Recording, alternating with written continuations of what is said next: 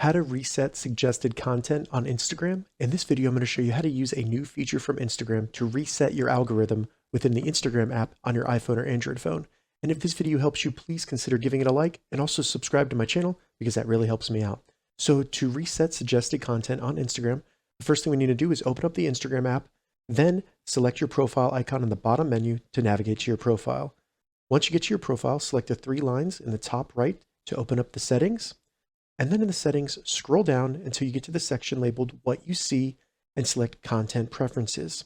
Now, if you don't see these items within the menu on your Instagram, check the description because I have a tutorial showing you how do you get the latest version of Instagram on your iPhone or Android phone so that you hopefully get these menu items. Once you get to Content Preferences, select Reset Suggested Content. Then it'll give you a quick overview of what that means. Select Next, then select Reset Suggested Content. Confirm you want to reset suggested content within Instagram by selecting Reset Suggested Content one more time. Give it a second. It'll bring you back to the home feed on Instagram, and you have now reset suggested content within Instagram. If this video helped you, give it a thumbs up, and please consider subscribing to my channel.